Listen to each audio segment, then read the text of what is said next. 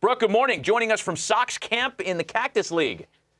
Good morning, guys. Thanks so much for having me on. Well, congratulations on this new role of yours. And, man, they're throwing you right in the fire. You're wearing a lot of hats, including doing play-by-play for the Spring Breakout game, White Sox and Rockies, which is going to be shown on MLB.TV Sunday at 5 Eastern. I would imagine you're looking forward to this assignment. Yeah, I mean, they're just like, Brooke, can you go in the booth? And I'm like, all right, sure, whatever you got for me. But no, I'm excited, and especially with this young group. And when you're taking a look at the White Sox and where they are right now, the focus is on the future and just being able to hang out with these guys over the last few weeks. I mean, there's a lot to be excited about. Take a look at that guy right there, and Hagen Smith. They have been super impressed with what they've seen from him. Noah Schultz, it's like a 1-2 punch on the mound. And so this is going to be a great opportunity just to really highlight and give Sox fans something to really look forward to, because there's a lot of bright spots in this farm system, guys. Brooke, I can't wait to hear you do play-by-play. I can't wait to hear you do that. That's going to be pretty fun. All right, let's pump the brakes here a little bit, because I told them, I'm like, define play-by-play, because it's going to be me, Connor McKnight. He actually, he's the expert here when it comes to that. But we're going to be sharing stories. We're going to be doing in-game interviews. Again, just really sharing and shining some light on some of these young stars in the White Sox organization. All right, so Brooke, people may not know your family tree, so we got to go through this. Yeah. For their background. Yes, we do. All right, do you have the whole list of everything? Well, the first question I want to ask you is your dad, Scott Fletcher, played in the big leagues for 15 years, and we ask legacy players this same question. Look at your pops. Yeah. Young bull, stud. What are your first memories, Brooke, of your dad's career? Like, he's dad, but when did you get the idea that he was a Major League Baseball player? Well, he retired in 95, and I was really young, and so I don't remember much of when he played, but he was still involved in the game after. He was with the Tampa Bay Rays. He was a manager of the Charleston River Dogs, and he also coached at Emory University, so he still was always around it. But, being in the game and around the game, it's just I understood it as a lifestyle. So growing up with my dad, we would watch games, and he would teach us, how to call pitches and, things like that. And with my brother playing, it just being at the ballpark, as cliche as it sounds, it felt kind of like home. And so, it's just kind of a full circle moment being here with the White Sox, and just hearing a lot of the stories. Actually being here in Glendale, there's people in this front office and in this organization, they're like, man, please tell your dad hi, like I was here when he was here, and just sharing the stories. It's just been really, really special.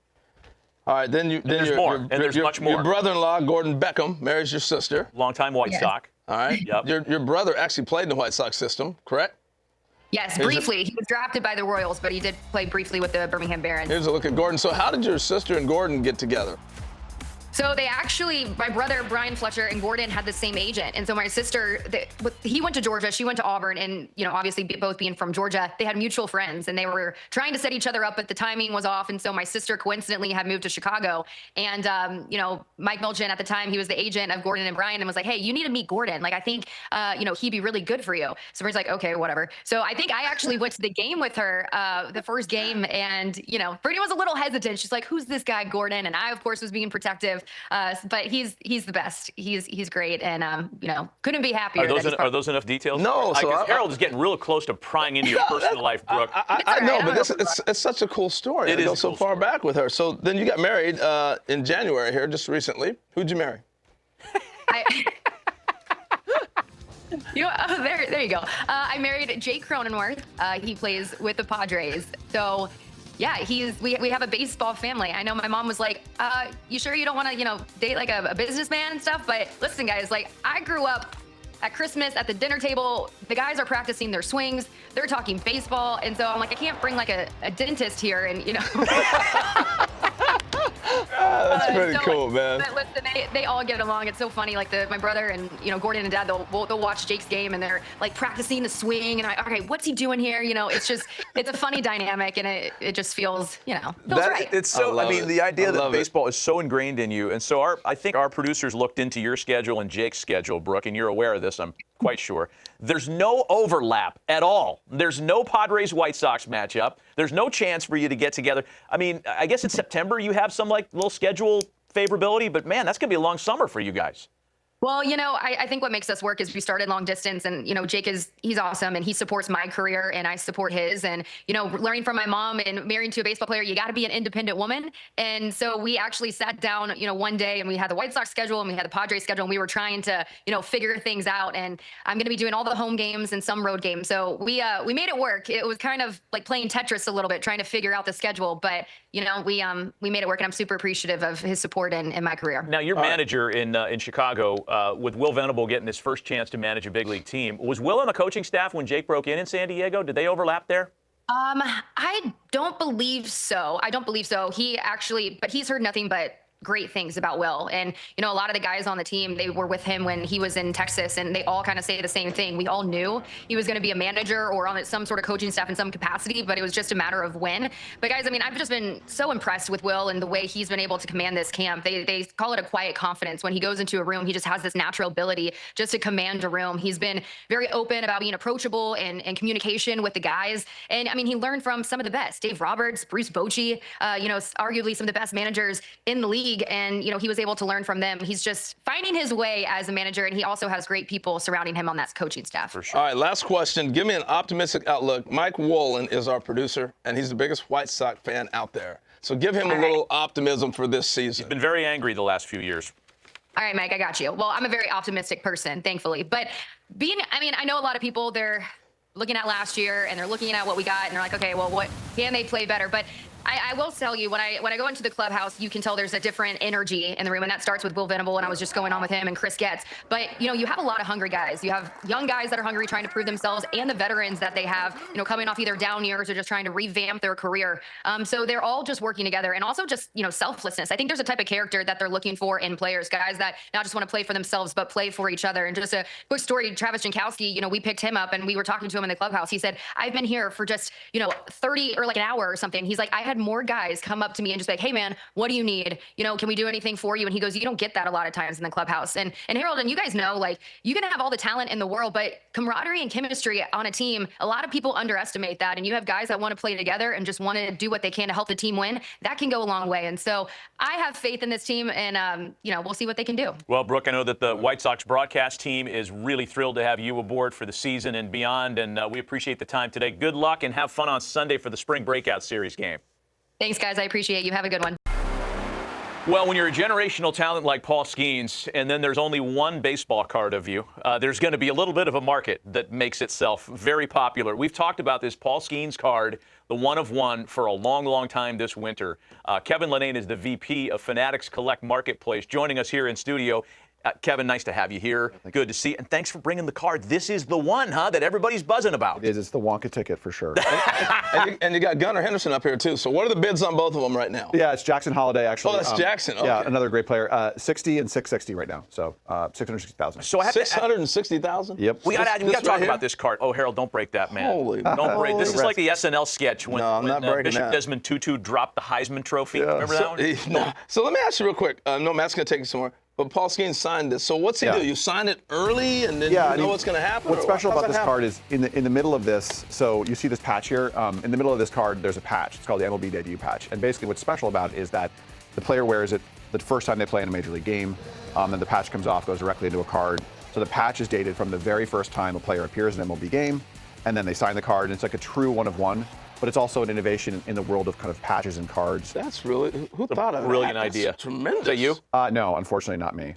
Somebody much smarter than I did. But really a great idea. So I got to ask you about the chain of command, the chain of ownership on this card. We talked about it a lot when people were opening packs, furiously looking for it. Some 11-year-old kid in L.A. opens it up. The Pirates offer him season tickets for life, a date with Livy Dunn, a suite. You can be the Parrot. You get your own Yinzer treatment. You get a pierogi sandwich, all that stuff, Permani sandwich. And the kid's like, nah, I don't want that stuff. How did you guys get a hold of it? Yeah, I mean, so he's a Dodgers fan for sure. He's out in L.A. So that, played in, I think, his initial reaction. And, it was just like any other process when someone decides to sell a card. They call a bunch of different, auction houses and marketplaces, and they make a decision based on who they feel is going to be able to sell the card. And make the kind of the best outcome for them. So you bought the card from him? No, so they are consigning it with us. Oh, so you're the one selling the card for him? Correct. Yes, we're selling it for the son. Yes. It's amazing. Wow. And the bid is at $660. What do you think it gets to? We're already happy. I mean, I would say it's at $660,000 now.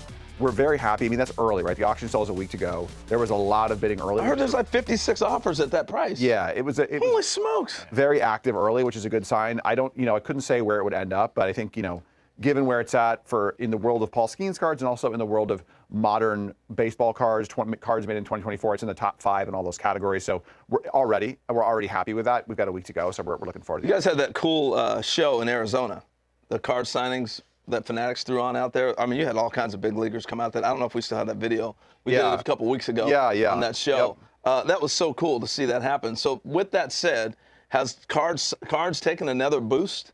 I think so. I mean, it's the patch itself. These particular cards, they've really led the way in terms of innovation, right? You kind of, as I mentioned before, you kind of have jersey materials, and is it game worn or was it just from the team or what have you? And this is like encapsulates kind of everything you could possibly want in a card. And I think like Fanatics is in a unique position to do this, right? We have the kind of the relationships and the marketing power to do this. So they kind of dump all this stuff into the card, and it just came out really well. And so I do think that the debut patches in particular have lifted kind of the perception of cards. And frankly, this one card in particular, the amount of news and notableness outside of the hobby world has been pretty remarkable. All right, I have something for you. Kevin Linane, VP of Fanatics Collect Marketplace.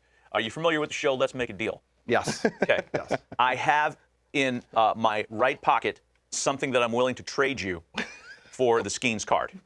Will you take that deal? Just because I want to see what's in your pocket, yes. Okay.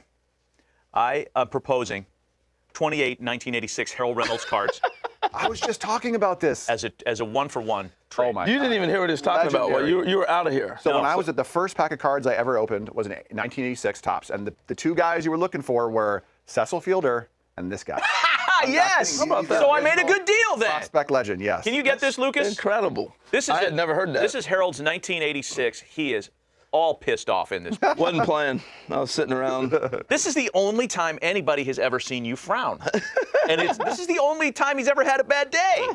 And it's on a card. Oh, that's too funny. That's a great trade. Yeah, Great trade. you made my You day get on all that one, 28, man. and I'll take the Skeens card off your hands. Perfect. So now back to the Skeens card real quick. So somebody eventually is going to cut it off. Is there a cutoff date? Yeah, I mean, in a week, basically. So in a week, around Thursday night of next week, it'll end. It'll end. And the holiday card as well, another big patch. Now, did you throw the things on the table like the Pirates threw out there? Like No. the suite and the tickets and all that? You're just taking the money and saying that's it. Yeah, I mean, to be clear, we're also, we're donating our proceeds to charity. So we're really just excited about helping this family sell the card. Obviously, we'd like to take part in the sales of our own products.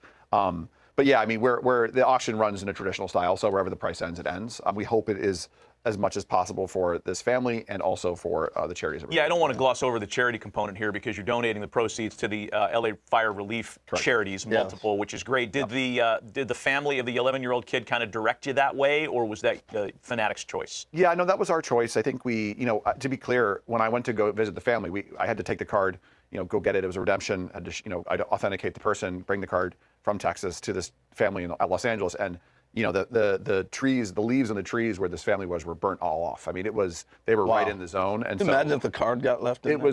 Yeah, I mean, it happened. It did happen where people lost, cards, and obviously more than that. But yeah, it was very apparent. I was driving, I could smell, the burnt wood, and the leaves were gone. And I was like, wow, this is nuts. And so, it became very clear that was the right thing to do. How long did it take to authenticate the card? Process to go through. Very fast. If you have a higher value card, when you take it to PSA, you can get it done in 3-4 hours. Outside of these cards with the patches that we think are so cool, what we hear about, is it a 56 or 57 mantle? Like there's a card, and we're not talking about something from the dead ball era. Yeah. Like what vintage, what player is among the most valuable, sought after? Yeah, I mean the two biggies, like dead ball is the Wagner, 52 mantle, the rookie tops in a 52. PSA 10. There's 3 of them, and those are astronomically valuable. There's only 3 in circulation? 3 in the 10 condition, yeah. Yep. Wow, do you know where they are? I do. There's 2 owned by big collectors, just well-known collectors in the space. Okay. The third, I don't know where the third one is, but I've seen 2 of them.